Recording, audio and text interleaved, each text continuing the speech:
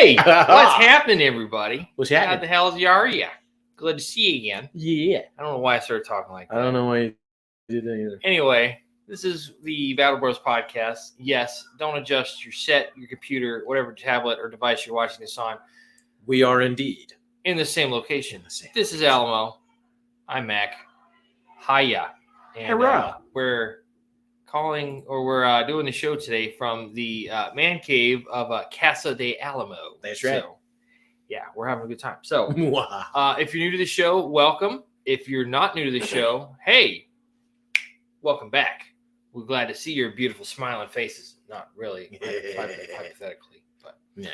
Yeah, this is weird. I got used to having you like right next I know. to me. Anyway, it is Friday night. It's 9:00 Eastern Standard Time. So here we are yet again doing another installment of our passion project. This is the Battle Bros podcast. This is episode 030, and we are doing the third installment of our veteran interview panel, or V.I.P. So this is V.I.P. number 3.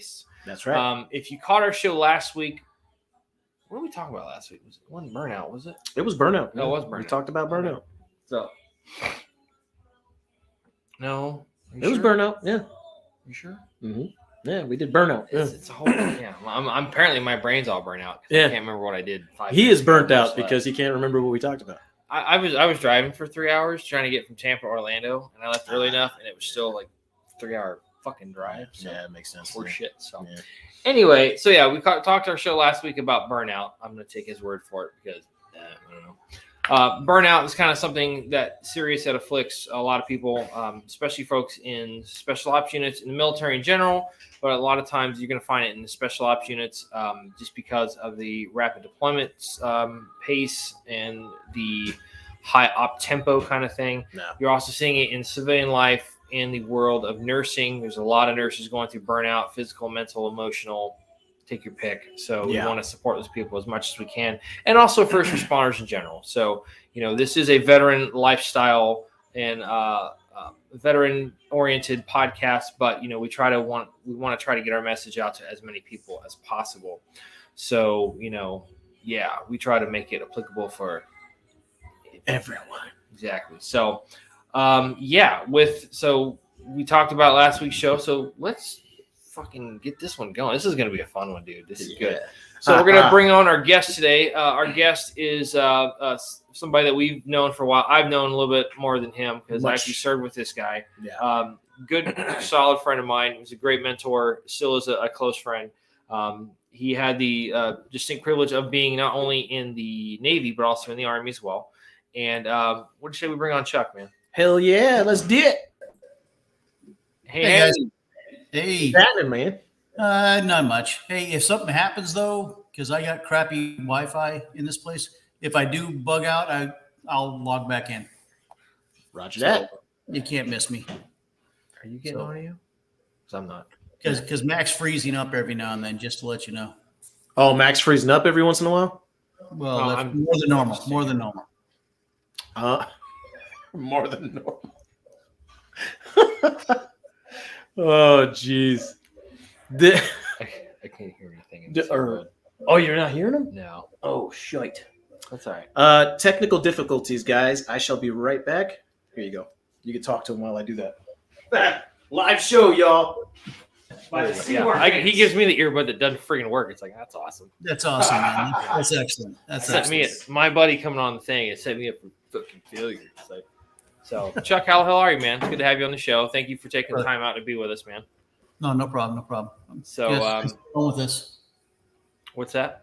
I said, want to have some fun with this. Let's do it. Hell yeah. So, why don't you go ahead? We'll kind of get this started while he's getting technical difficulties addressed. So, tell us who you are and how long you served and all that stuff. Kind of give us a general overview. Where you were born, where you grew up, all that good stuff. Alrighty. I was, I'm Chuck. I am an alcoholic. No, it's just true. I am. But for other reasons. You embrace it. And I do embrace it. I acknowledge it. I try to overcome it. But no, I'm Chuck. I spent 23 years in. These will definitely work. 21 of them were good time. So just like most people in the There you go. military, I was not a.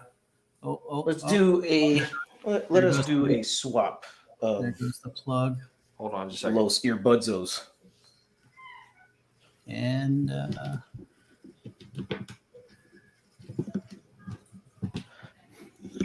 You want to talk about some freaking what you call it? There we go. I got you. all right. We're good to go now. Yeah. Problem solved. Let's get this Chuck out of the way. So you were saying, Chuck, you spent over 20 years in the military? I spent 23 years in, 8.5 of which was in the Navy, almost 9 years was in the Navy, and then the rest of it was in the Army National Guard in Washington State, New Hampshire, Massachusetts, Florida. So I was kind of thankful I got to move around with my job. So it was good. Nice. Yeah. So how would you describe yourself as a kid when you were younger? Did you come from a military family? Yep, came from a military family. I was born in Bangor, Maine, Dow Air Force Base. A few years before they shut it down, thanks to President Johnson. But shut that down. My mom married. My mom was from Maine, in the Bangor Old Town area, and she married a guy from California. My dad and put a branch on the tree. Hey, how you doing? Nice to meet you all. Well, up in Maine, we joke around. We start joke around. Oh shit! No, don't you do it.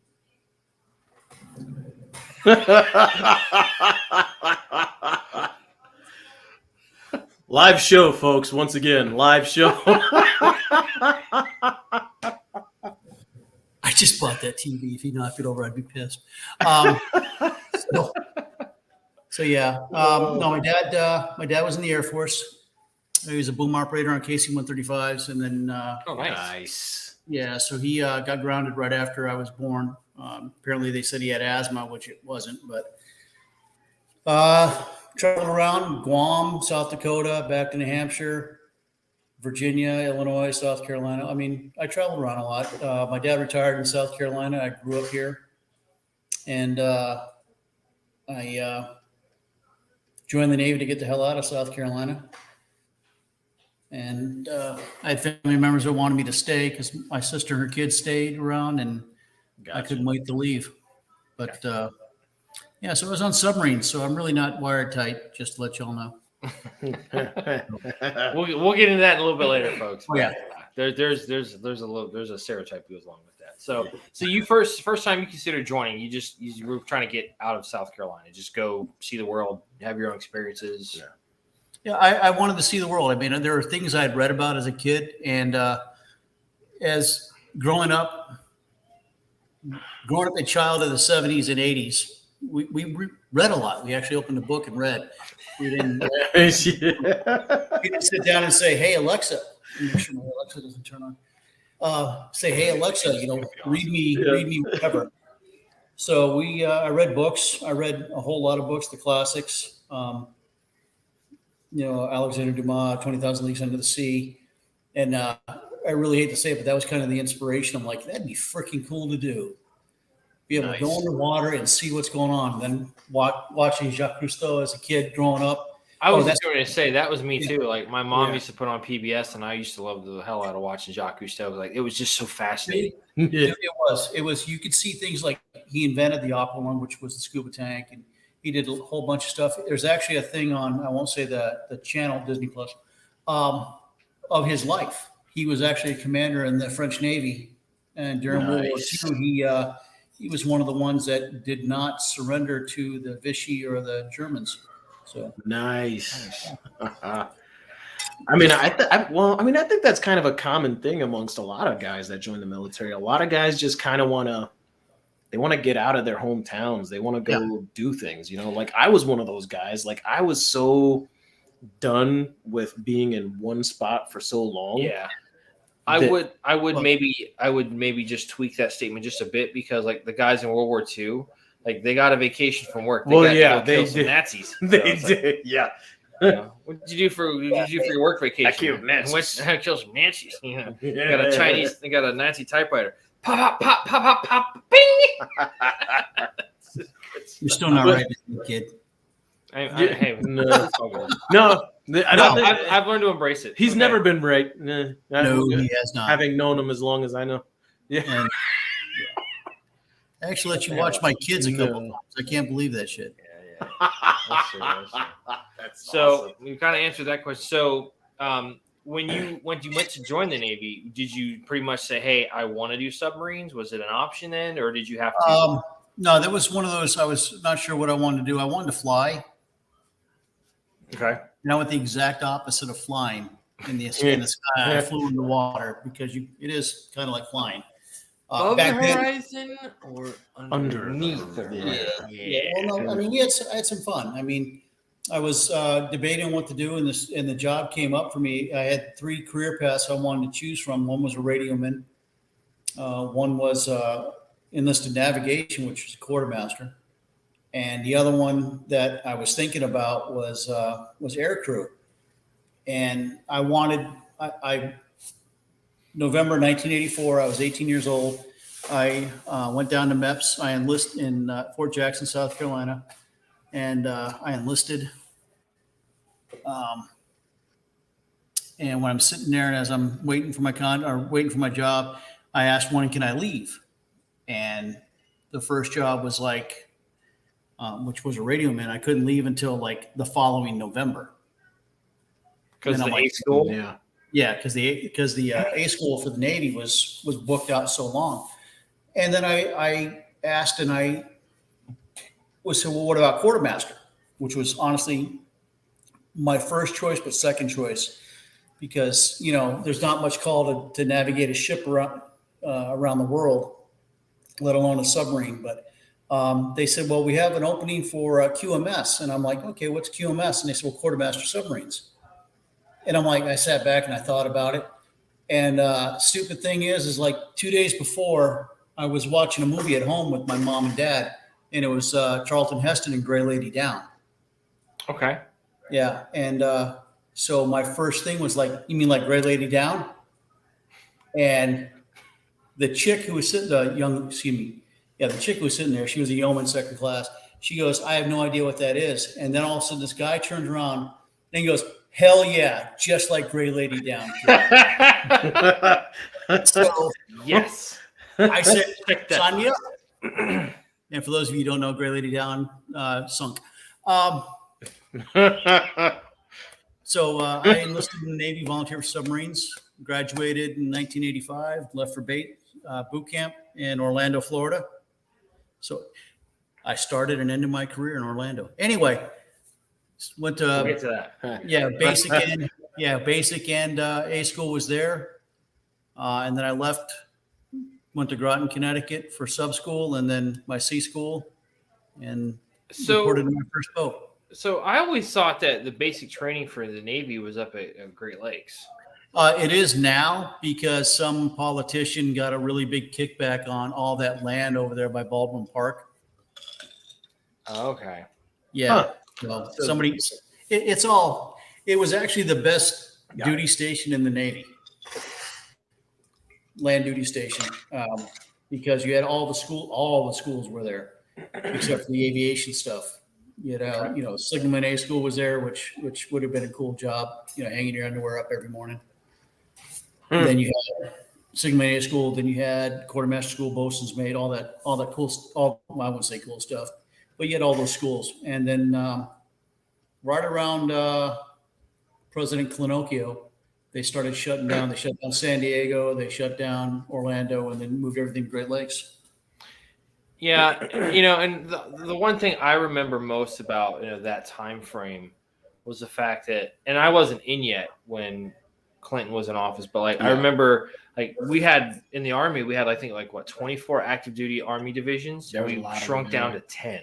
Yeah, and then they also just did a bunch of other stuff. They changed it from, you had the officers, you had the O Club, you had the NCO Club, you had the enlisted club, and it just became the all ranks club. And I'm just like, that's a terrible idea. Terrible. You had the officers club, the NCO club, and then you had the enlisted men's club. Right. And it just that was nothing wrong with that.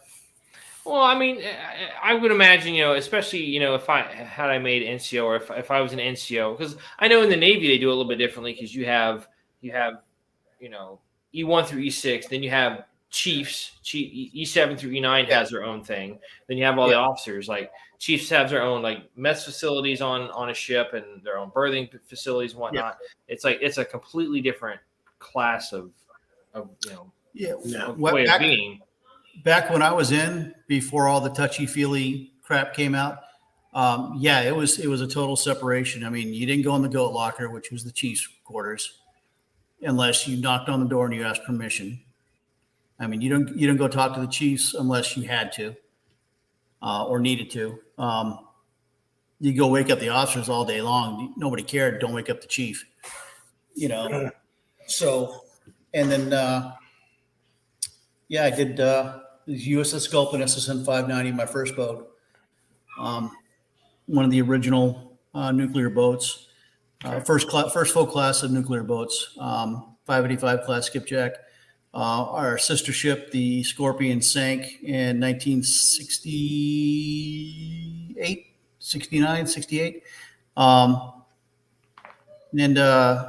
that was there were 6 ships, then there were 5. So, but yeah, we had, it was a different era growing up in the military then. And I mean, you're like 20 years younger than me. And there is that difference. What was the date you signed up and enlisted? I enlisted November 4th, 1984. November 4th, 84. Yeah. I was like 3 months old. So yeah.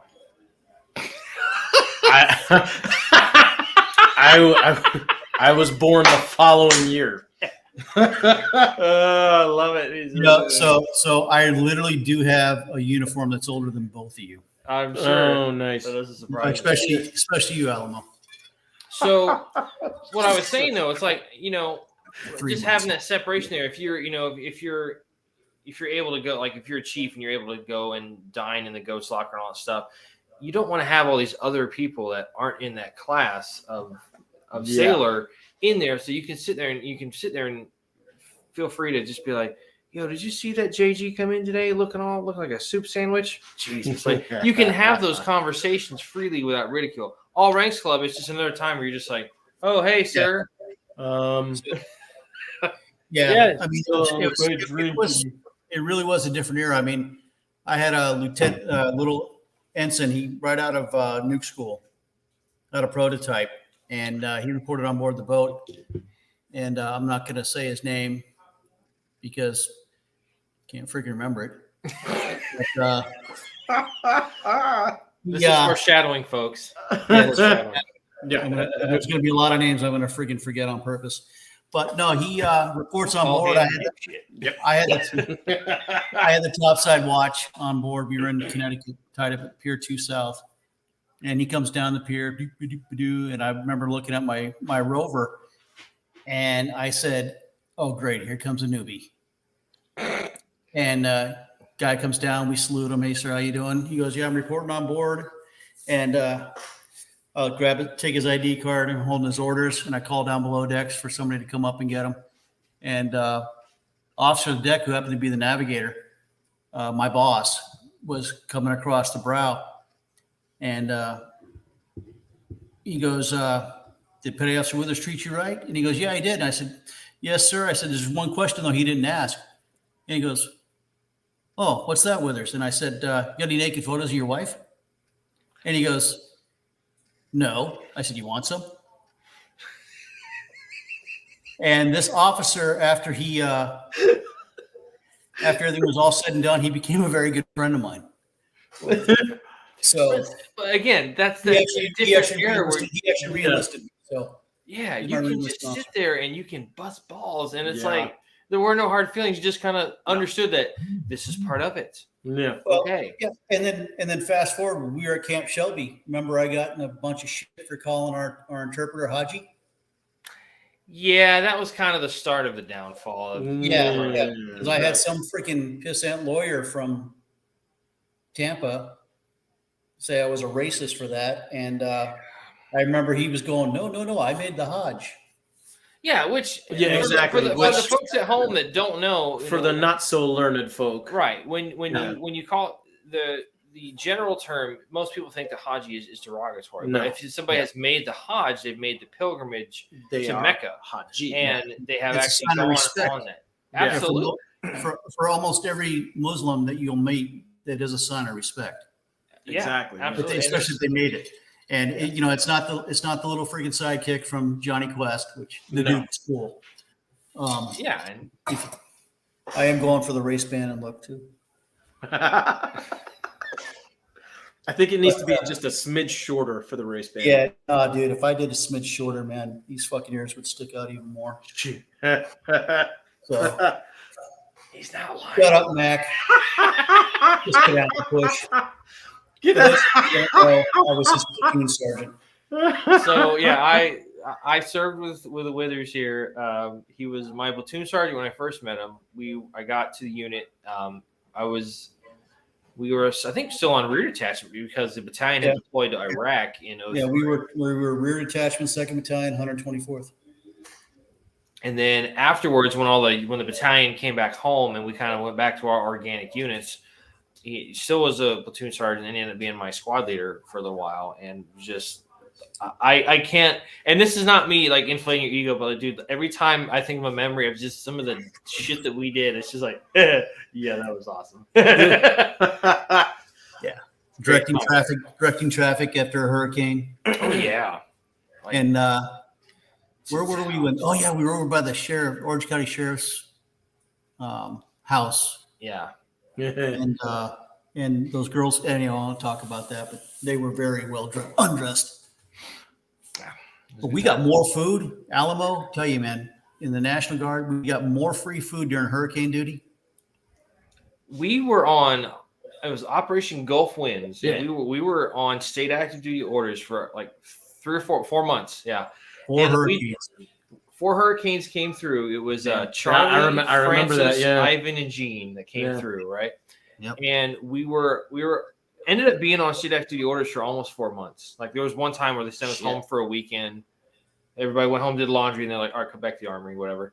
But dude, I remember clearly standing out in front of a Walmart on State Road 50 on Colonial Drive out there in Orlando. And somebody just came up and she's just like, you guys are out here busting your butts so much. Here's a bunch of food. Here's some bottled water. We're just like, thank you, ma'am. Much obliged, Oh, we had over by the airport too. And my house was right by there. So it was our CP. I'd run back. I'd get coffee and water. My wife was going out buying waters and all this other stuff and making stuff. I'd come back and freaking feed everybody. I remember driving up and down 417, freaking handing you guys food. And that's back when we had we didn't have up armors. We still had the soft side Humvees. We rip the doors off, throw them in the back, and just sit there. And people would just stop. They see you sitting there. Yeah, I remember using stuff. Hell yeah! I remember having to pay a ticket because I got pulled over in the Humvee because I blew right through one of the toll booths.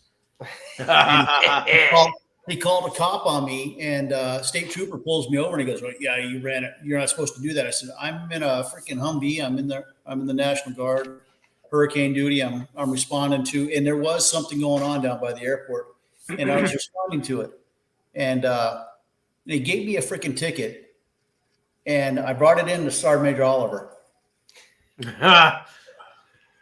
And that he looks at it. Which was Sergeant Major Oliver the one that was the trooper, or was that Sergeant Major Wells? Sergeant Major Wells. Wells was the trooper. Okay. Yeah, Wells was the trooper. Sergeant Major Oliver goes, I'll take care of this. And I said, okay. So our final formation for hurricane duty, that fucking trooper was there and apologized to me. And then later on, remember Duran? Yeah.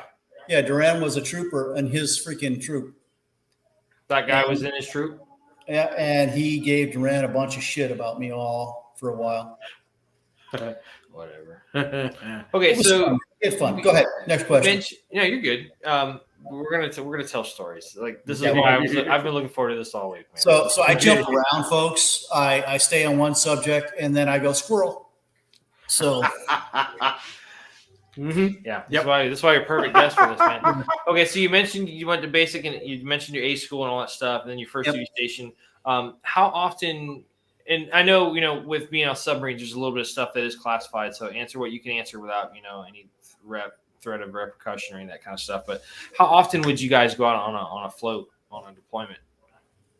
Well, depended on what was mission situation. And I mean, it's probably a little bit different being on a submarine. It's like, oh, hey, we're off of this place. Being on a carrier surface ship, it's like there's Africa over there on the horizon. It's like we're near it. I'm in a friggin' metal tube underwater. I can't see. I mean, especially during the '80s, during the oh yeah, I've crossed the line of death. Cat in the background. Cat in the background. Oh, no, that's her. She's fine.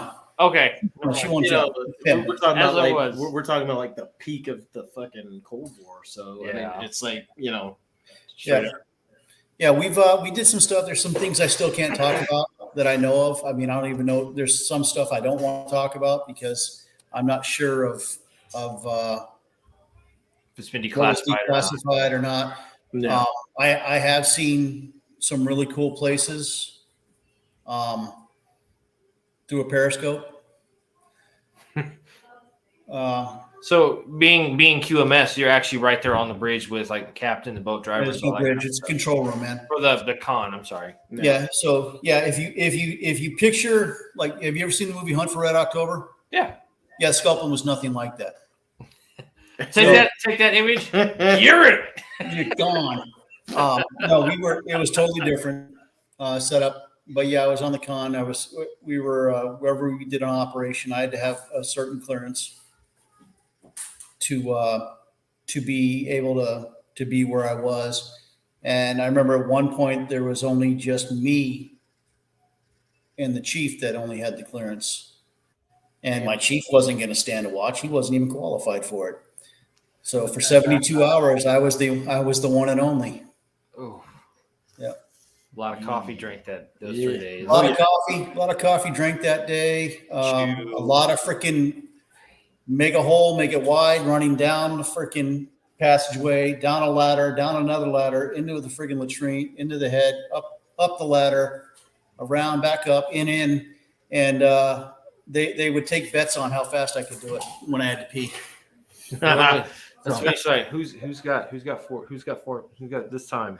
No. The big bet was will he be back in under 5, and will he be hurt? So yeah, I'd slide down because you had the rails on. I'd slide down the rails, and yeah, it would end up there was during the 72 hours I got hurt once. I went down. I freaking twisted my ankle, which you've seen me with my ankle injuries. Yeah. So and that pretty much started it all. Yeah. So you kind of touched around a lot of stuff. So we answered a bunch of questions kind of already. So deployments, whatnot.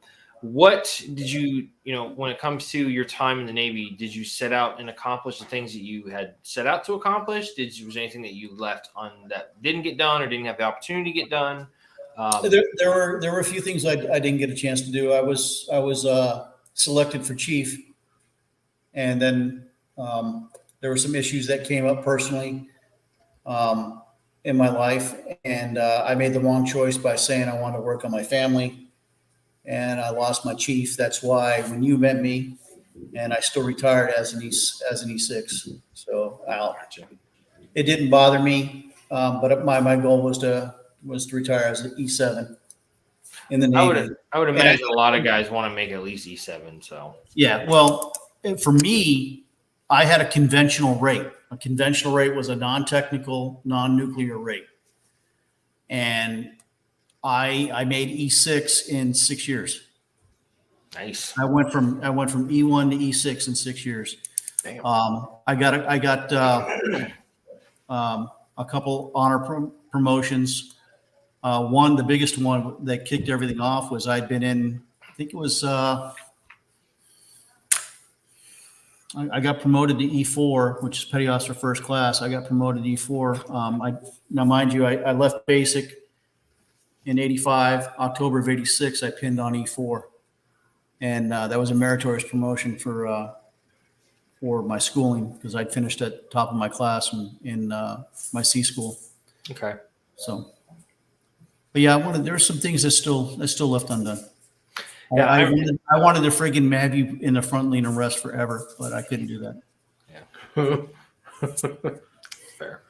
Yeah. Well, and it's funny too because the first time I met him, I'm like looking at his BUs. I'm like, what the hell kind of badge is that? Because he actually had his Dolphins. He had a submarine badge on there. I'm like, nice. What the fuck is that? That's not some Army shit. And he's like, it's Navy. Just push. I'm like, all right. See how this is gonna go. Yeah. So you said that that was the entire conversation. Shit, you not. Yeah, that's no joke. So he walked away and came back and said, "You're not pushing."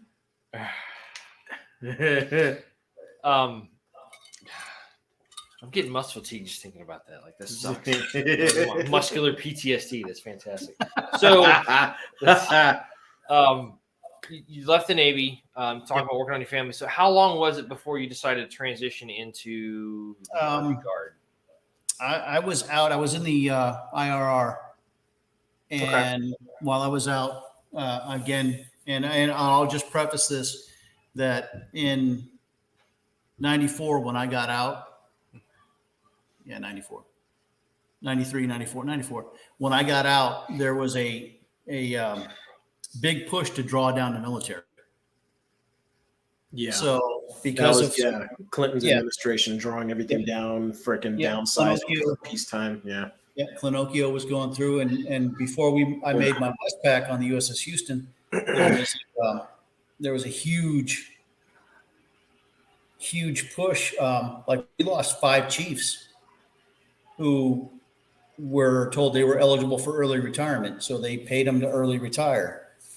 And so they bailed and we went underway. And I remember they did that not too long, some time back. I want to say in the early 2000 teens, like they were letting guys, I have a friend of mine who took that option too. He started off as an Army guy, then went to the Air Force and did the same thing. But like they would start off at like 15 years and you would make, I think, 38% of your base pay. And then every 6 months, it would up it a little bit all the way up to 20. So a lot of guys took that. They were like, deuces, so they took that. They took like the song says, go on, take the money and run. Woo, woo, and they were out, like just straight up going.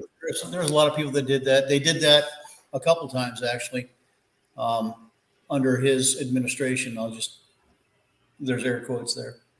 But I mean, he did the most to, in my opinion, fuck up the military. Well, and just thinking about, look at all the problems that we had during GWAT with op tempo units having to turn around and redeploy a year. They're supposed to have 2 years dwell time. Yeah, fucking right. That didn't even happen. Yeah. Imagine if we had. What's that? Look at us. I mean, Charlie Company deployed with the first wave. They were the first unit go across into Iraq. Yep. During the war, and I will say the war on terrorism. Yeah. And they took off. They were the first ones over, and they came back. 18 months. They were there for it was under that, but I mean total time from MOB till whenever it was a total of 18 months. They weren't in country for 18 months, but yeah. Right. But and the shitty thing before you get to the next part, the shitty thing is all those guys came back from Iraq. Hey, how's it going? You got hurricane duty. Like those guys showed up in their DCU and they're like, "Are you fucking serious?" We had such horse shit. Yeah, we had guys with us on the first Hurricane Charlie in DCUs, and they were supposed to be in stand down. Yep. Damn. This is how I met First Sergeant Dunning. He was our platoon sergeant originally when they all came back because I went down to the weapons squad leader, and that's how I met them all was hurricane duty. I had not met them at all yet. They came back, and then Charlie was coming ashore, and I get a phone call saying, "You're going to Tampa," and I went to Tampa, and hey, it missed Tampa. Yeah, it was all good, but anyway. So we're talking how soon after the deployment? Like they just got called right up to within a week. They came back. Yeah, we didn't have drill. There was I remember as a young private. They came back into June, and they gave us July off. And August was Charlie. And then Hurricane Charlie hit in August, and those guys were back at it. Like, and they showed up, and they were still rocking DCUs. Yeah. Like it's like, man, I just got back from 18 months in country. This is bullshit. So yeah, and then the kicker in the balls was, that was 2000, 2004, 2005. We mowed. Yep. And they were looking to send the battalion back out again, and we were able to get a company up. And if it wasn't for the FA battalion that said they'd go in place the 2nd battalion, and when I say we barely got a company up of people that we had a platoon. I mean, and it ended up going down to a platoon that got split up throughout a company. Yep. Because we at the time, because all the guys that were going over to Afghanistan from 05 to 06, this was at the same time that Band of Brothers had come out, so we started calling ourselves Easy Company. So it was pretty badass. Yeah. So we called ourselves Easy Company, and these were all the guys that went over, and then this was all the guys out of our battalion. So it had some of them that went and did the ETT thing, like Sergeant Dunning, First Sergeant Dunning, he was still at E7 at the time. But a lot of the guys doing that type of mentorship role and whatnot, and then we ended up getting put into a Joint Combat Arms Task Force, which was it was 2nd of the 116th Task Force, 2nd of the 116th Field Artillery. But we had engineers, Cav Scouts, Field Artillery, and infantry. And you want to talk about that was like my first big experience being around different types of soldiers with different training methodologies and MOs and stuff. And it's like, whoa, why are they so weird? Like, we're going to the field for like 2 days. Why are you taking everything in the kitchen sink? T-shirts and skivvies and socks. Like, what the fuck are you bringing all that stuff? Picture a freaking active duty Field Artillery Battalion. Yeah. Of course. Okay. Now, active duty Field Artillery Battalion, they go out and they do what? They takes them about 2 weeks to set up, and then they go. Well, National Guard Field Artillery Unit takes about 2 hours to set up. They go boom, and then they spend the rest of the time going, okay, king, playing spades all day long. So these guys, don't get me wrong, there was a bunch of them that were awesome, and there were some good guys. There were some really good guys, and don't want to lump them all together. For the most part, their motivation, their discipline, fucking sucked. And then I talked to my nephew who was in Field Artillery, and he said, yeah, it's pretty much the same. But it just goes to and that was like, especially for me being a young man, like getting around that kind of exposure, like you just see how they work. Like the engineer guys that we met, like there were a bunch of the engineers. There was Sergeant Weiskopf, who was their platoon sergeant. He was a hot shit. He really was. Like this guy went out and he would ruck on his own. Like I'm pretty sure. I think he had a sapper tab before they started issuing stuff. He had graduated sapper school, but like he would go ruck on his own. He did land nav. Like he did all this stuff on a regular fucking basis to just stay proficient and stuff. Yeah. And remember, I had the bet with him on land nav. Yeah. I was in a Humvee. And he's like, I can find these points before you, and you can have a GPS, and I won't. So I remember taking the friggin' plugger, and I'm holding it, and I can't remember who I fucking handed it to. But I said, get out of the driver's seat, I'm driving.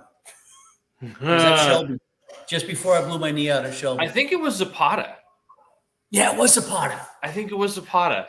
So he's sitting here, and eventually I look over. He's driving, got the plugger, just hold on, go check the point. Like I'm just like, Jesus, I got a lot of shit to freaking get good at, man. I was like, damn. So, well, see, that's also the benefit of being in the Navy and a quartermaster, because we'd have to dead reckon when you're underwater, and then you come up every 6 to 8 hours, whatever the case may be. Yeah. Dependent, and I'm not going to give anything away by saying that, but they'll come up, they'll get a satellite fix, go back down, get radio traffic, see who won the friggin' Oscars, and keep going.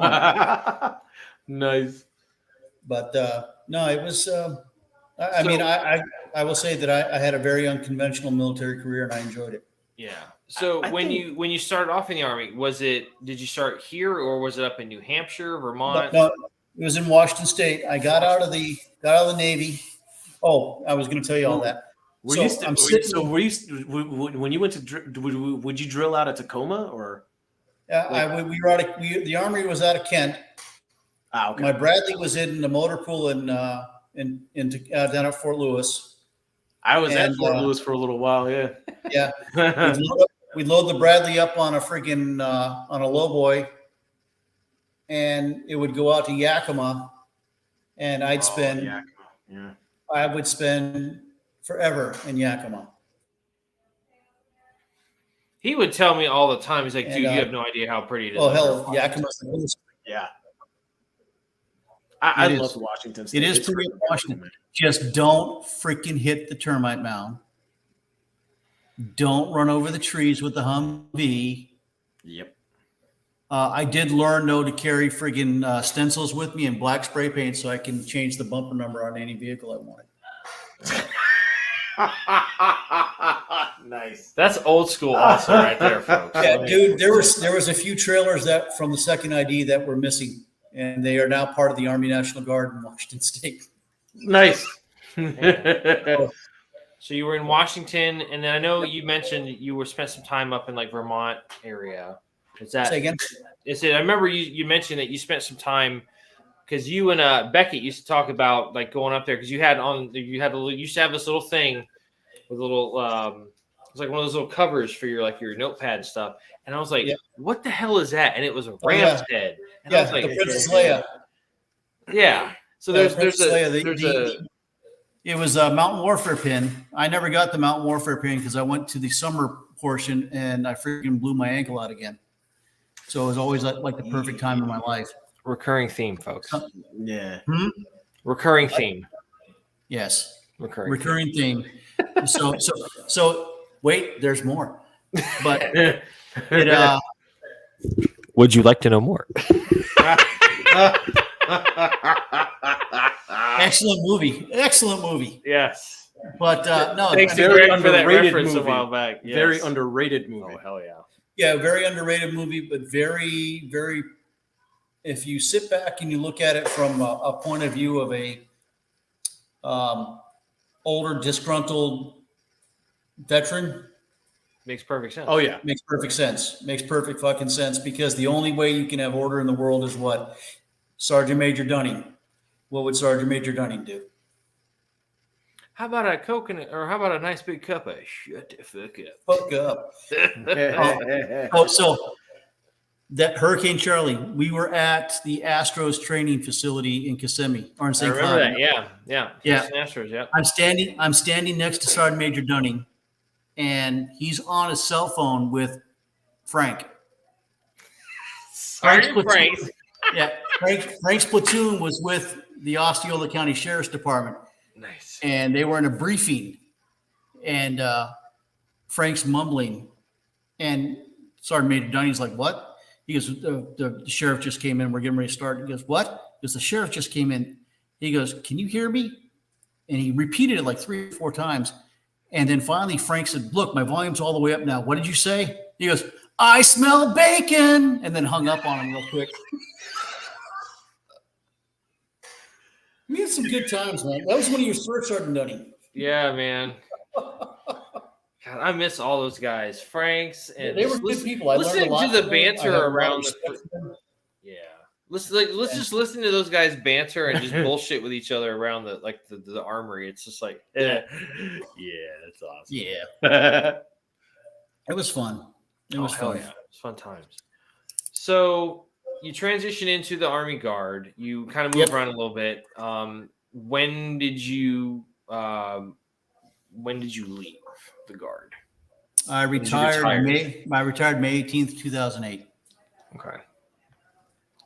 I think you were there.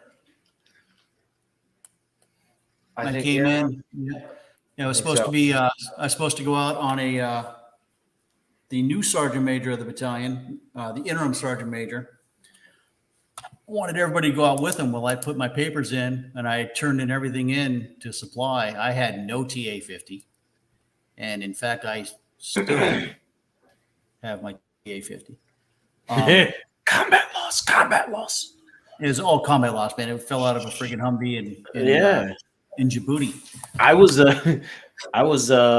at FOB Normandy. A lot of bad shit Around happens in that time Djibouti. frame. You realize that? Yeah. You get kicked in Djibouti, you fucking Like, lose lose shit in Djibouti. Djibouti. It's like, damn, Yeah. dude. Yeah. It's a terrible place for a joke. Okay, this is a no shit story. Here we go. So we were out in Camp Landing, and we're moving along, and Penny comes up to me, and he goes, "Hey, Sergeant Withers." I said, "Yeah, Penny," because if you see a penny, pick it up, right? So he says to me, he goes, "Hey, Sergeant Withers." I said, "Yeah." He goes, "Is that a freaking ruck over there?" And I look over, and I'm like, "Yeah, it is." I go over and I pick up the ruck, I open it up, and there's a complete TA-50 in it. Complete TA-50. Sleeping bag. Okay, not complete TA-50, but I mean, a sleeping bag, freaking Gore-Tex, poncho liner, All the good shit. all the shit. No markings, no name, no nothing. Nothing on this. Oopsie. And I went It was at this point he realized he fucked up. Somebody was hurting that year because he had to repay for everything, and it was not one of our guys. I know that. Mhm. So I just hope it was one of the FA guys. So they, I freaking went out and I had this ruck, and I went over to, I think it was Bravo of the second of the 116th was there, and I pull into their fob, and I said, "I found this friggin' ruck. We found this ruck out in the field. Is it anybody's ruck? Anybody missing a ruck?" Well, nobody's going to admit to it. "Oh, I lost my ruck." Nobody owned up to it. I come back and I went to Rosario and I said, "Yep." I went to Rosario. I go, "Hey, I got this ruck." He goes, "Keep it. Somebody's going to be missing something later." And he was right. 4 canteens, 7 magazines. Oh, yeah. Empty magazines. Just for the record, there was no ammunition in those magazines. That's an empty magazine. Yeah. Except That's for an the empty magazine. Yeah. But no, I mean, and there was nothing in them. So then I remember I went home with that. And my wife's like, "Wait, you got more shit?" Why do you have more shit? I'm like, "No, this is free shit." So, and it's funny because we've had a kind of a similar story like that. Not from the Army, but, Manny, Alamo and I used to work together in firearms retail. And I always found it funny. We had this one guy come in. I don't know if you remember this, but this guy came in. So we worked at a gun shop in Tampa, and that's all we're gonna say. But we had this guy come in, and like a lot of the hunters used to go out to the Green Swamp out in the Lakeland area. And I've heard working women. Ah, yes. A lot of what? A lot of ho-ho. A lot of hunters. Oh, I thought you said hookers. Here I am. I'm in the damn gutter. Anyway, I digress. A lot of this hunter comes in, and a lot of hunters go out to Green Swamp, and this kind of has a reputation of being a little bit of like the Wild West because you get guys that go out there and they're just shooting off rounds for the fuck of it, Pretty much. So, but what do a lot of these, I hate to say Florida boys, but hey, if the shoe fits, you wear the damn thing. Yeah. What do a lot of these Florida guys do when they go hunting? They drink. Yeah, exactly. So they got these cool freaking cat in the background by the TV. She's okay. That's the other. Okay, the other one on the floor. Okay, I'm gonna show you then. So a lot of these guys, they get these cool camo rifles or shotguns, and they camouflage them and stuff, and they go out in the woods and drink. And next thing you know, you're setting a green camouflage rifle next to a freaking tree stump or a tree when you go out there to piss, and then you're drunk, and you're just like, "Oh yeah, where the fuck did my gun go?" And then we had this guy come in. He's like, "You was telling us about going in there," and he's like, "Did you find anything?" He goes, "Did you shoot anything?" He goes, "No, better. I found a gun. It was leaning up next to a tree. It was loaded and everything. It's awesome. This thing is nice. It's a Browning. Shit, man, this is cool." So it's just like, yeah.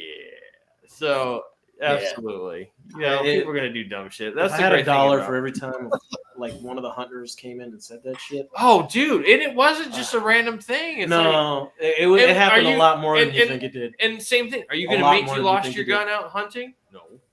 What are you doing buying a new gun? I'm going to buy a new gun. Buy a new gun. So Yeah. totally. So, okay. Did you know that you wanted to retire? I mean, you put in your time and it was time to go, or are you writing on the wall, or what? I remember waking up and we had a bunch of new kids in, and I was me. I was being me. I take care of my troops. I called you guys. I did everything. I tried to be a good NCO. And I remember this one little snot bag who ended up getting freaking booted, just set everything in motion for me. Yeah. I was listening to the winds of change coming because it was around 2008. Yeah. The election was coming up, and the rhetoric was going, and you could hear the winds of change. And I was like, no, I'm tired. I'm 40. I'm going to be 42 years old, and it's time for me to go. Retirement's looking good, better and better all the time. Yeah. Yeah. Well, Okay, so can't collect for another 2 years, because of all my deployments finally actually kick in. So, with that being said, you kind of knowing it was time to change. Was it the adjustment leaving? Was it harder than you thought it was going to be? Was it easier? Was it really not that much? I mean, is there anything that you missed? I mean, what was that like? Total retirement for me. Leaving the military sucked. Yeah, it was my life. It was 24/7. It's what I live for. I knew nothing else. I when I retired, I became more of an alcoholic. That's a fucking true statement. I fucked up my marriage. Motherfucker, I'm gonna kill you.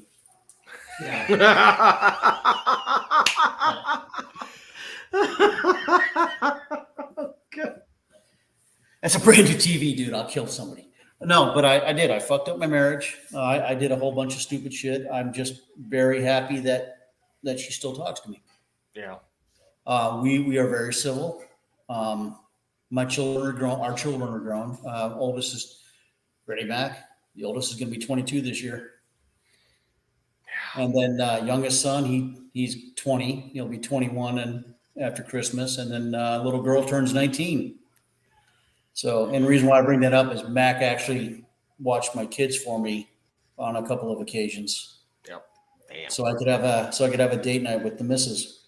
Yep. So, nice. And he still has the baseball cards. Yeah.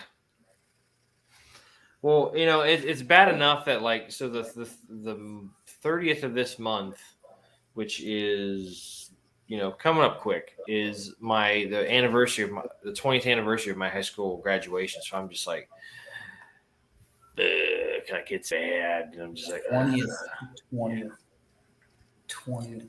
Yeah, mine's in 3 years. Holy shit! I just thought about that. Okay, Mac. Yeah. My 38th is coming up. Yeah. I don't doubt that. Damn. So, you talk about some of those things. Was there anything positive that came out of you getting out of the military? No. So, see, I spent 21 years living my life with a gray area. That was this. Mm-hmm. It was right and it was wrong. And I tried to live that. And then come to find out the real world, or the rest of the world, they operate in a gray area that just keeps, hold on. Going. Yeah. I'm almost there. Oh, there it is. Hey, go stand across the street and hold your hand up like this. Yeah, we'll high five. Yeah, I mean, there's a huge gray area that, we'll just let that slide, or we'll let this happen. It's like, no, and I taught when I was in the National Guard, and then that changed, where instead of, I was teaching motorcycle electronics, and where I was teaching went from, quality, we need to produce quality, to pass mass quantity. Yeah, and that's I started looking back, and I'm like, well, shit, that's what is happening right now. They're just pushing and pushing people through. I mean, there were a couple of people, and I know I won't say their names, and I really won't say their names because you know who the hell I'm talking about, that never should have fucking made sergeant. And I was the one and only dissenting vote against them making sergeant, and did not recommend that. Yeah. You guys quit. See, you froze there, so I didn't see anything. Next thing I know, you're putting in your earplugs again. You know, I was trying to put my hand up. I went preach like this, and then I popped my earbud out, and then you were talking about people that should have made it. So I mean, and there's some people that did not need to be there, and there's some people that, my opinion alone, in no way, shape, or form, friggin' is whatever. But my opinion, there were some people that were under me in that battalion that would have made great NCOs. There were some people that I wouldn't give the time of day on. I wouldn't piss on them if they were burning. So this is something I just thought of this. So there's a website online where it's a lot of like military type discussions. I think it's called Rally Point or something like that. It's like an online forum. Yeah, I'm actually part of that. Yeah. So one of the things that I saw on there a while back, and it's been a topic of discussion amongst some friends of mine. So back in Vietnam, I'm sure you know about this, but back in like the Vietnam era, you know, the reason they call specialists Spec 4s is because specialist ranks went all the way from Spec 4 up to Spec 9. Yeah, Spec 9, yeah. So you actually would start putting the chevrons, or you put the rockers upside down on top of the sham shield. Yeah, it was a specialist rank. 7, 8, 9. You had the rockers that went up, and two chevrons that went down for 9. So they've discussed possibly bringing that back. Yeah, hold on. You guys talk amongst yourself. I can still hear you. So there is shit. There is shit. Damn it. There was no shit. No shit. There I was. I witnessed. Sorry, folks. That's not what I meant to say. I've had a long day driving and stuff. There is shit. No was. On Fridays, we do arms. Don't. Because if you gotta be fucking swole. You gotta be swole. If you don't know that, oh my god. This is why it's a good thing that we're not close to each other when we do Robert Frank. Yeah. Look him up on Facebook, wherever you can find him. Holy shit, he's funny. Oh, God. And then on the third day, Jesus rose again, and he said, "Damn, bro, do you even lift?" On Friday, we do arms. You gotta be fucking small. And he's like got that crazy freaking like just like it looks so good it almost looks fake beard. Yeah, like that thing is just massive. It's like this giant like on Wednesdays we do chest of hair on because if you want face. the chica bonitas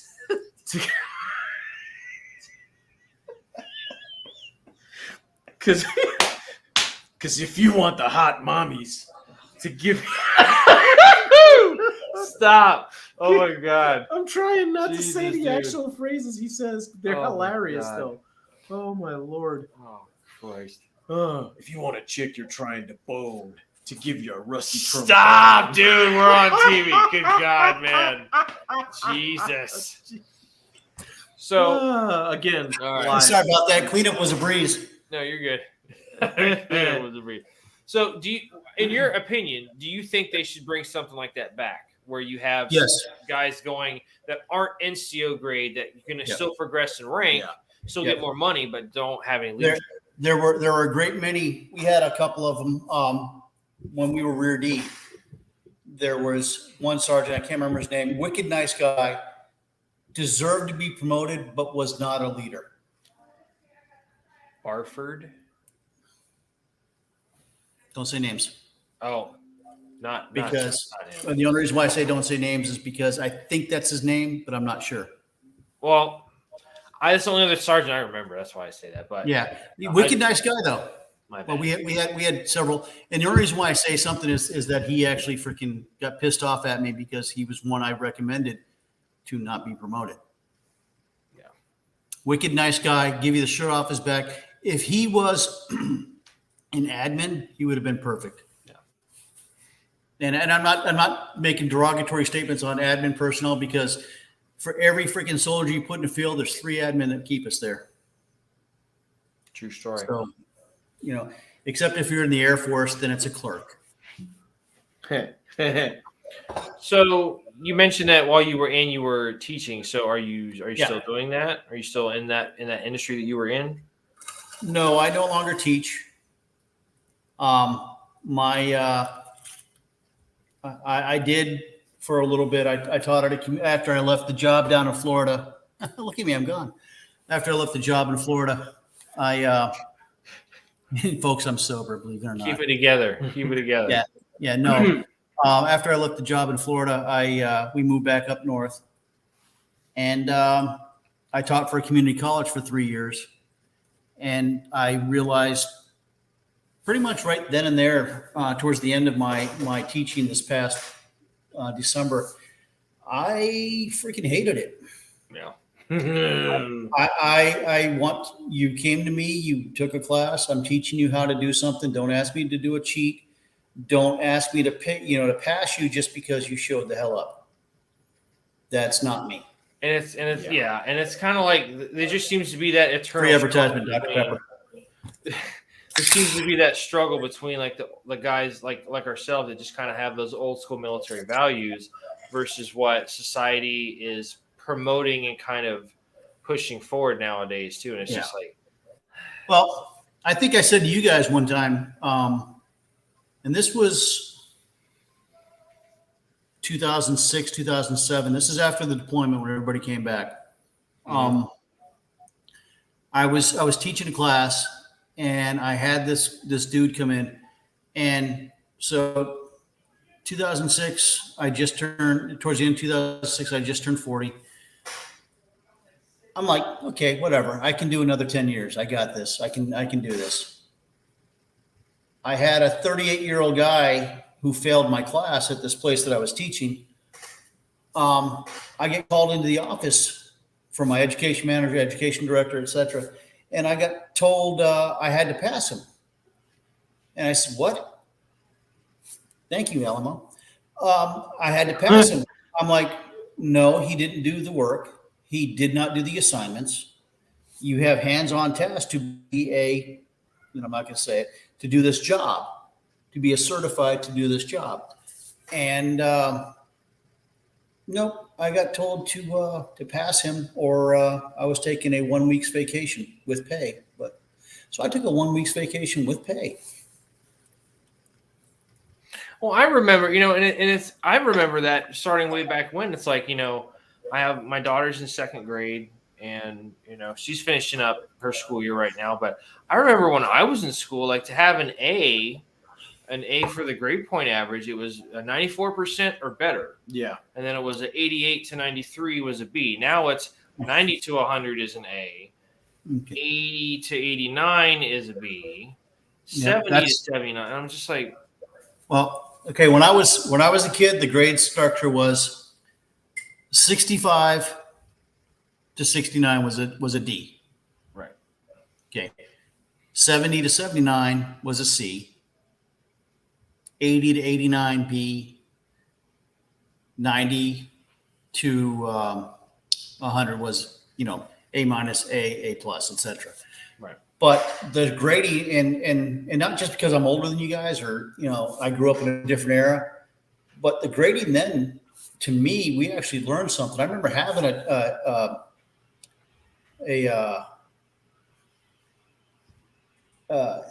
teacher, and he was my my civics teacher.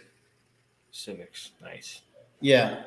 Yeah, that's something. Talk to my nieces in New Hampshire, and you ask them about civics, and only 2 can answer the question that they took a civics class. So, yeah. So I mean, he was and this is funny because it was a Catholic school I went to. He was. That explains a lot. Oh yeah, it does, doesn't it, Sister Mary Agatha? She was like a ninja with Mother Superior. Whack. No. Sister Mary Agatha, she could freaking hit you across the room with her rosary beads, better than Jackie Chan could ever fucking do a move. I'm kid you not. But no, he. I mean, I've never been more thankful to not go to Catholic school. Jesus. Yeah. What? I said I've never been more thankful to not go to damn Catholic Whapped school. across the knuckles with a ruler. Just No. They grab you by the shirt front and back, and they freaking sit you up straight, and then they shake you and they sit up straight in the chair. Well, don't grab their hand. Just letting you know, just saying, don't grab their hand, saying, don't touch me again, because you will have a 1 week unpaid vacation from Catholic school. At least back then. Nowadays, it'd be like, yeah, pass them. No kidding. So, but no, I mean, and this teacher, he was as liberal as they come. Mm-hmm. And this is back in the early 80s. And I'm thinking to myself, this dude's a communist. And, oh, wait, there's someone in office now. Anyway, so they're all freaking sitting back, and he's talking, and he's like, you need to understand this, or otherwise you won't understand this country. And I had there was a girl in class. She's a blonde girl, pretty, very pretty. Her name was Sherry. We called her Permafrost because it was so blonde that it went deep down inside. She couldn't get anything through her skull. So, Alamo, you can let it out, man. Let it go. Just go with it, brother. Do it. Anyway. No, but I mean, and she could not. I remember him telling her that the basis of this country is knowing the Constitution. That's why this class existed. Yeah. Well, fast forward. Oh, you're being barbecued. Fast forward. 4 years, my little sister went through the same school. No civics. So, and that's in the state I live in now. I'm moving back in the state I wanted to leave, and I couldn't wait to get the hell out of. And the only reason why is because in New Hampshire on a clear day, you can see 1872. Nice. Yeah. Nice. Yeah, so it is anyway. Yeah. So to kind of wrap up the interview, let me ask you the last portion of the question. So what do you miss about your time in the military? The people. Which kind of ends up being kind of the standard answer there. Yeah. So, yeah. The people. I miss the people because we had. I mean, we do. We have a camaraderie. We have a. I won't say a brotherhood because to me that term's been overused, like a mother. Yeah. But we are a family. Yeah. Yeah. No matter how you look at it. And just the diversity. I mean, you got people from all walks of life that come together, and you wouldn't think. Like he was telling a story about. Was it one of your buddies in Germany? Like was having like Hispanic food, and he's like, "What is it? This is a what? This is amazing, man! Like, Is that an empanada?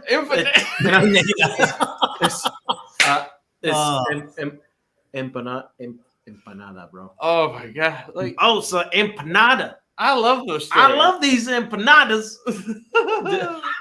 Yeah. Dude, I mean, it's the one place where you can actually look back and go, yeah, you know, awesome. I never looked at anybody based on this. Yeah. Because I looked at everybody as who's going to have my back. Right. Exactly. Who would I die for? Who would die for me? And I know being a freaking NCO and being a dick for most of my career. Shut up, man.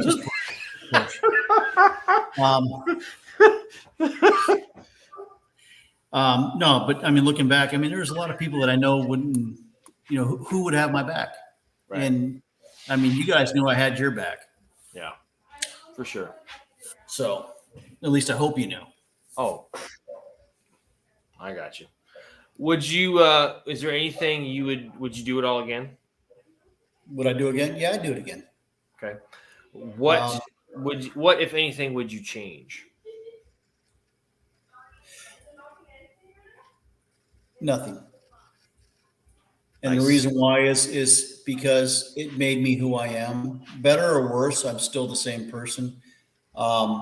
You have to take away, and I've said this before, people come into and out of your lives for a reason.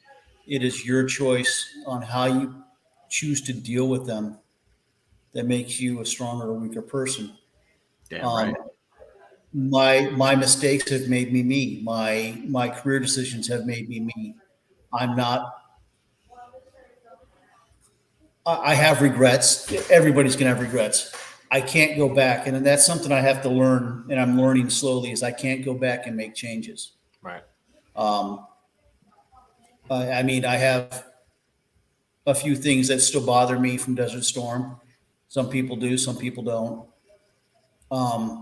But there's certain things that you can't turn off. There's a memory that just constantly flows in, but that makes you who you are today.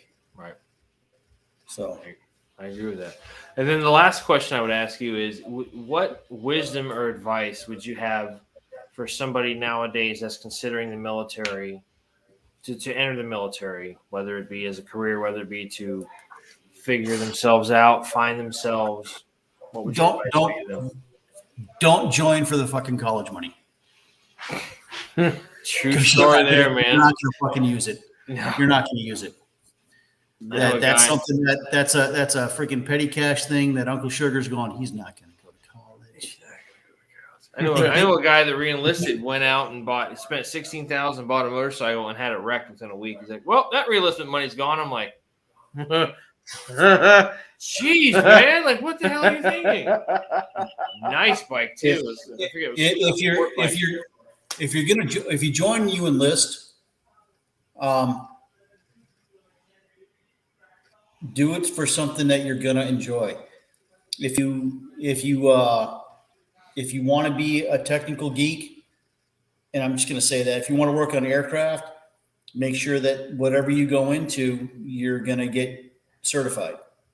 If you're gonna go and you're gonna be a mechanic or big diesel, anything, I mean, make sure that it's something you want to do. Personal statement right here. I wanted to travel. That's why I joined the Navy. You don't travel in the freaking Army. You go to one. Sorry, where did you end up? When I joined the Army, I ended up going to Fort Lewis, and then I ended up going to Germany. Okay, so you're in your second ID, and then you went over to. Yeah, after the reflag, we were 3-2 Cav. Okay, so I mean, what was you went to Germany? Vilsik. Vincent.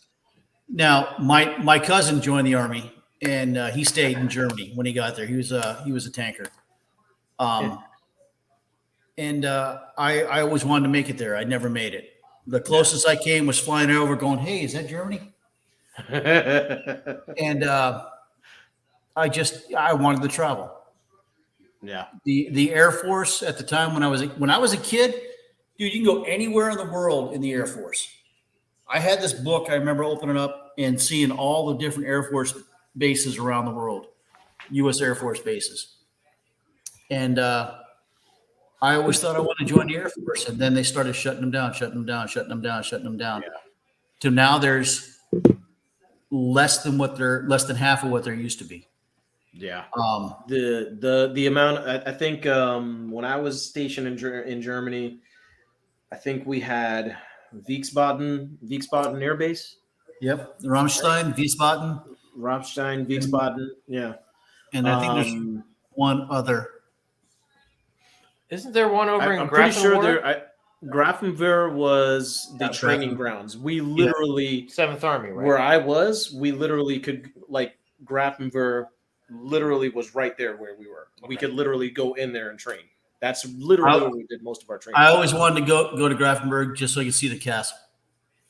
The castle's cool as shit. I'm not gonna lie. I always wanted to go there. The castle's cool as shit. Everybody hears about, if you're in the Army, you've heard about Grafenwohr, you've heard about the castle, and you sit back and you go, that's on my fucking bucket list. You know? And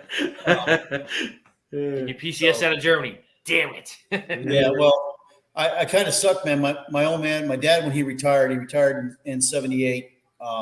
He turned down E8 to retire because of the gentleman who was in Washington at the time was cutting everything back. He wasn't sure that he wanted to do it anymore, so he retired. Yeah. So, but damn it, dude, we were on our way to England. We had orders. RAF Lake and Heath. I would have been freaking cool. I would have been the little kid. Anyway, but no, I was. I miss a lot of that shit. You know, I miss the travel. One thing I liked about the Navy, I mean, dude, I've been to places in the Navy that I only read about. I mean, other kids read about. I've been to Japan. I've been to Tokyo. You know, I've been to Hong Kong. Well, off Hong Kong. We didn't get to go into Hong Kong. Thanks. CO pissed somebody off. But I've been to Singapore. I've been to Thailand.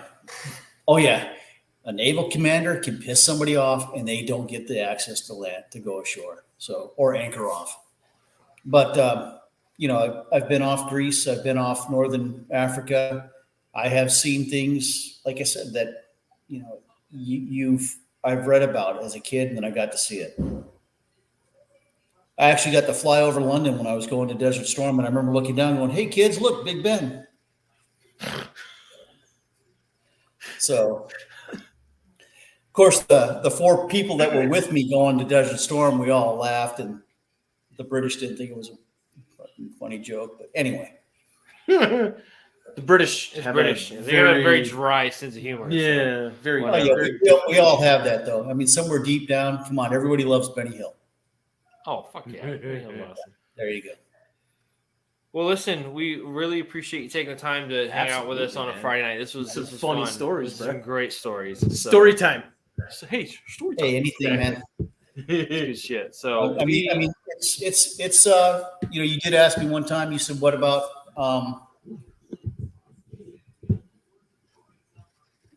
you know, what would I?" You did ask me earlier. Excuse me. Would I do it again? I said, yeah, I would. There would be some changes, though. Yeah. But I don't think and when I say some changes, I'm just talking about my forethought and my attitude. Yeah. Would I change Yeah. it? Like, and I stand by. I will Makes not perfect change sense, anything because it still makes me. But my focus would be different, I think. Sure. Yeah. But Like I don't think I would have any like drastic like timeline changing things, but like Nah. little things here and there, you know. Absolutely. Yeah. Been like, you know, and I'm not gonna say what I'm really thinking about. But, you know. go ahead. I mean, no, I got keep a little bit of decorum on here. But what do you guys say we have a drink? Huh? you'd have been wearing the dress instead of Mathis. Oh, come on. I didn't have the shape for it. Mathis had great fucking legs, man. That guy was a stud. I totally would have worn a dress, but I think I probably would have been raped. Yeah, but Mathis would have pulled off the best clinger. Oh, yeah. Class 5? Yeah, he would have. Best clinger. Yep. Mash. Ooh, from MASH. Gotcha. Yeah. I was thinking. Never mind.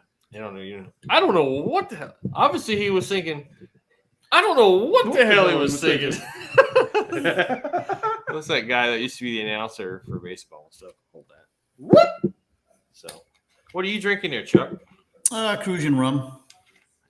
So, I have a friend of mine that gave me a bottle of this Havana Club.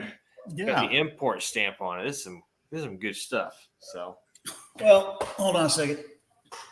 This is aged rum, made in America in St. Croix. So, if you like a good rum that's not imported and tastes like Mount Gay, there you go.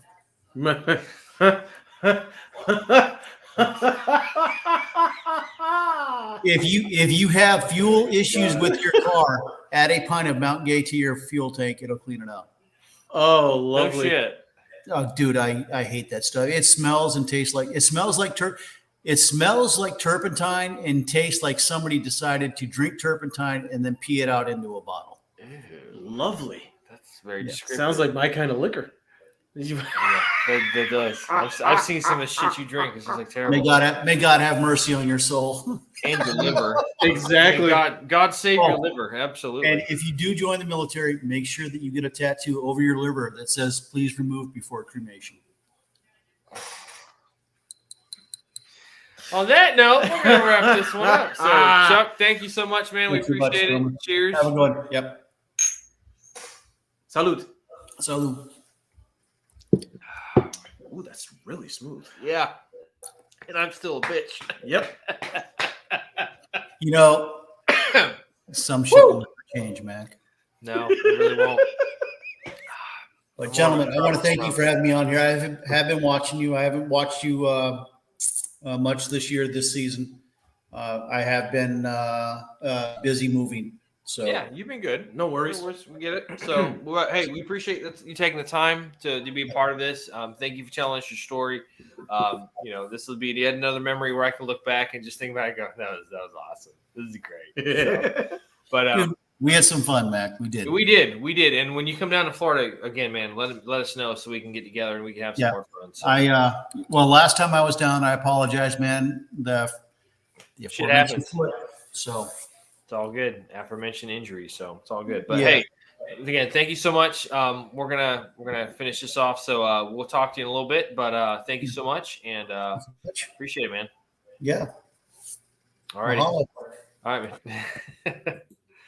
All right, guys. So that was so much better than I thought it was going to be. Yeah, it was. Fucking so this is us wrapping up the show.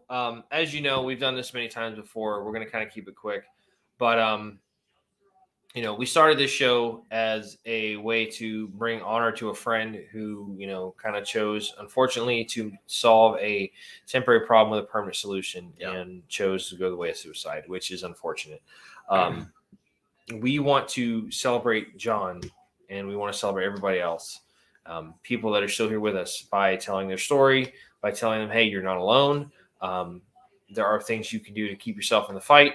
So one of the ways we talked about doing that is we created the Bros Code, and the Bros Code is a way to kind of just help keep yourself active, keep yourself, moving forward, and keep yourself in the fight, so to speak. So only thing you got to remember is the word bros, BROS.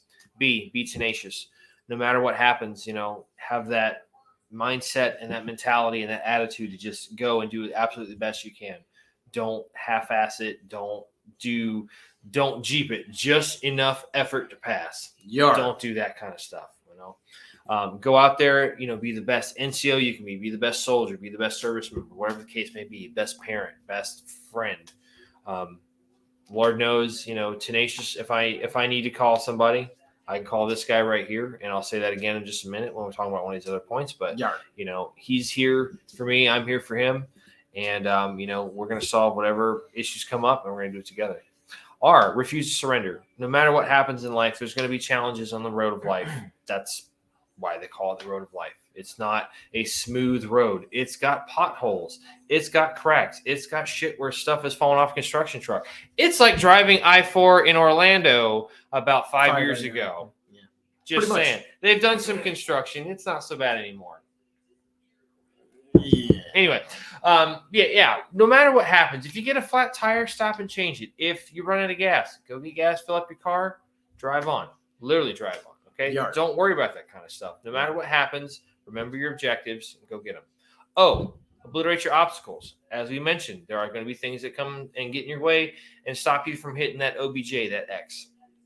Sometimes you got to go around that wall. You have to go under the wall, go over the wall. Sometimes you got to breach it and blow the shit up with some C4s, Bangalore, and a little bit of det cord just for the fuck of it. Okay, that happens. All right. Go do what you got to do and keep going and trying to accomplish whatever objectives you have set for yourself. Sometimes others set them for you as well, but mainly that you set for yourself. You just little slurs. Would you shut up? Such a dick. Now I can just punch you right in the face right here. It's like, I'm not sitting here squishing your head. I'm like, I'm squishing your head. The last one being S. Seek out a friend in time of need. As with our friend John, we really, if we could go back and change anything, we wish that John was still here. That he would have reached out to him, we would have reached out to him. He would have reached out to us, and that he would still be here, so he could be a part of this. And we do everything going, nice, doing all that kind of stuff. Because John was a great dude. He was funny. He gave his shirt off his back. He was just a solid fucking dude. So. In the event that things are going on, reach out to your comrades, reach out to your people that you served with, family members, if you have them available. Like I said, I can call this guy day or night. I'm only 100 miles away, but still, like, a phone call knows no bounds. You can call somebody, you can send an email, you can send a letter. So writing a letter is a lost art. So write a letter. Yeah. Whatever. But In the event that you don't have anybody that you can reach out to, there's resources for you. There is the National Suicide Prevention Hotline. It is available 24 hours a day, 7 days a week. The phone number for that is 1-800-273-8255. Again, that's 1-800-273-8255. Just, I believe you get on there and you dial 1, let them know you need to talk to somebody right now. Let somebody talk to you, get you kind of settled in what you need to do.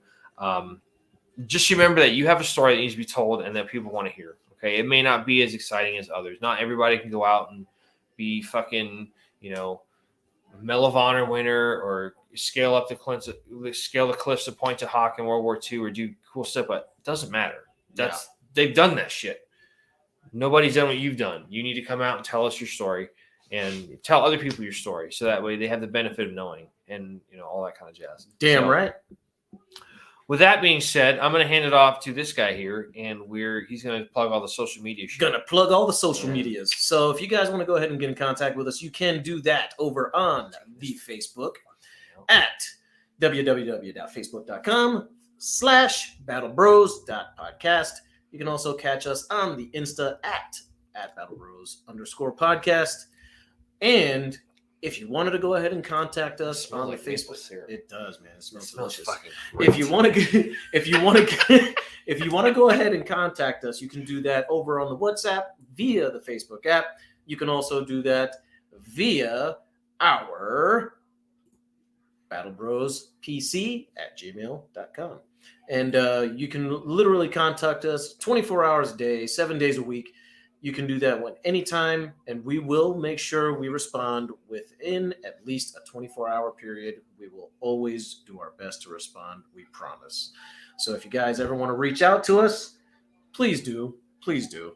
We'd rather you guys talk to us than not say something at all and possibly make a permanent decision that is not good for anybody, especially the people around you. Yeah. Also, if you want to catch us on the audio platforms, you can catch us on Anchor, Spotify, Google Podcasts, and now newly to Amazon Music. Yes. If you want to go ahead, if you ever want to find us on audio, go ahead and ask Alexa to go ahead and look us up. Say, Alexa, hey, Alexa, Battle Bros Podcast. Hey, you'll find us right there on Amazon Music. I always want to take and just be like, Alexa, make me a fucking sandwich. Like, that's what I want to do. And I always get disappointed. So, beyond that, man, if anything else, if you want to show us some love, if you want to show us some support, go ahead and like, share, subscribe to any and all of the platforms that you find us on. Keyword like and share. Also, if you wanted to toss a little dollar in the tip jar, you could do that over on the Anchor app, or on the Anchor.fm website where you find our podcast. Just click the link at the bottom right on our show where it says support, and you can submit any kind of donation you like from $1 to $5. Doesn't matter. We'll take whatever. We're not going to complain. No. But either way, though, in all honesty, we really just care that if you share and, show the podcast to other people, we really just want to get the message out there. It's really amazing. We don't really have too much of like a budget for, what am I looking for? Advertising, all that kind of stuff. But it's amazing. It's just, it boggles our mind, the growth that we have. Like, we have viewers from Canada and India and Ireland. I'm like, does that work? And it's by the most wonderful mean. It's word of mouth. Yeah, and that's the way that we're going to continue to get big. I mean, you might look at our show and go, "Well, the one guy is okay, but the guy with the big nugget can shut the hell up. You don't know what the hell he's talking about." And I'll be like, "Yeah, you're probably right. It's all good." But it might not be you that needs to hear it. It might be somebody else. So just for the simple sake of paying it forward and passing it along. Yeah, they'll get to a person who gets to a person who gets to somebody who might actually need to hear our message, about being included, having, relying on the veteran community, because it is a strong subculture of society in general. I mean, there's so many of us, like, we can just, if we were to, bond together, we could rise up and take over the world. Anyway, that's not important. We don't need to do that. But it would be fun. That was perfect. You're so... But anyway, once again, that being said, we want to always try to remember to stay humble, and we want to thank everybody for watching and being part of our show. This is a special show. This is episode 030. This is episode 30. So the big 30. Yeah, it's awesome. So we're slowly doing this. Now I just was told something. Are you gonna be here next week? Or is that the cruise? That's coming up. Is next week? Because I think it's the week after. She's talking about getting her hair done. So I was just like, no, it's the week after. I'm pretty sure. Yeah, the week after I might not. We might just do an early show that week. We'll probably we might take a week off. I mean, I took 2 weeks off for work. You can at least take a week. So anyway, the reason we bring this up is this guy right here is going to celebrate his 10th wedding anniversary, which is a big deal. So 10 years, man. Good stuff to you and the missus, man. Damn right. Absolutely. So she's not in here right now. She's out there entertaining some children and stuff. Yeah. She should be in bed right now, but hey, we got an event going. So, by the way, we are doing an event tomorrow with our sister channel. Well, not our sister channel, but a channel that we collab with a lot. An affiliate. An affiliate, thank you. Flipside Mentorship, which is run by his lovely wife. Yes. They have an awesome message and an awesome means about going about it and whatnot. Tisha is a wonderful human being and funny as hell. And just a great person all the way around. And they have a cool message about mentoring kids and whatnot. And, if you know anything about the story of that, it's really cool. But they're doing an event tomorrow, and we're actually going out there to kind of take part of it. It's called Battle Buddies. Flipside Mentorship. Remember that. Check it out on YouTube. Check it out on – does she have a podcast or is it on YouTube? She does not have a podcast yet. But it's on YouTube. But she is on YouTube. Yeah, I do recommend her trying to do a podcast. You can – oh, God. You get the three of us together? Oh, nothing good's coming out of it. It's going to be amazing. It's going to be fucking amazeballs. Yeah. Anyway, like we were saying, we appreciate everybody being on here. Special thanks to Chuck for taking the time out to be with us and tell some great stories and just kind of that walk down memory lane, more like a running for the fear of just having to push ups, running like a guy running away from Jason in a fucking push, Mac. Yeah, pretty much. Oh, dude, he's gonna see me and he's just gonna just go, and I'm about to sound him out, and we'll be in a public place. He'll hug me like he loves me and stuff. It'll just be like it'll definitely happen. It's like, get out!